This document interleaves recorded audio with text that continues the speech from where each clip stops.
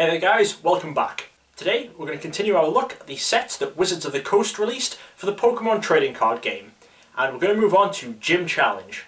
Gym Challenge was released in October of 2000 and was basically the counterpart to Gym Heroes, which had come out a few months before.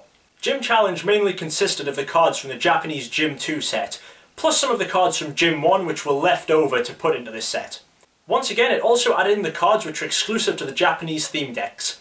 Although this time they were a lot better at sorting out which cards should be rares, and the bad rares problem of Gym Heroes didn't exist in this set.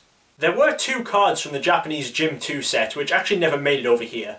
One was a blank named Chansey, and the other was Imakuni's Doduo. These weren't released because Wizards simply decided they wouldn't be a good fit for the rest of the world as they were in Japan. Imakuni's Doduo especially was based on a character in a Japanese TV show related to Pokemon, so the rest of the world just wouldn't have understood who he was. And the blank name cards just very rarely get released over here, with the Birthday Pikachu being the only exception. There were also a few trainer cards in this set which had the artwork changed from Japanese to English, but I do plan on doing a video at some point on all of the banned or altered artwork, so I'll go into more information on those there. And as with Gym Heroes, after all the cards were added, Gym Challenge ended up at 132 cards, coming in both First Edition and Unlimited. But unlike Gym Heroes, we have a few error cards to talk about, some of which do change our total.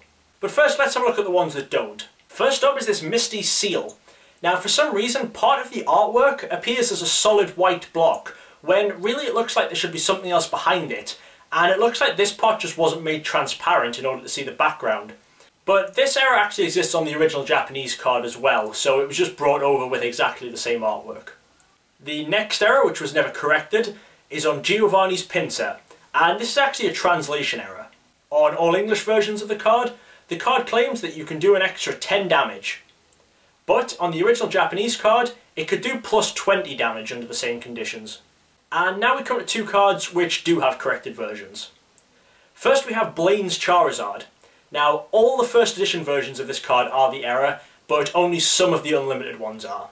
If you saw my Team Rocket video, you may remember me mentioning how fire and fighting symbols often get mixed up due to the official codes which are used for these. Well, this is another example of that. In the text for the first attack on Blaine's Charizard, most of the copies have a fighting symbol rather than the fire symbol. And as I say, all first editions had this, and most of the unlimited did as well, suggesting it was corrected very, very late in the print runs.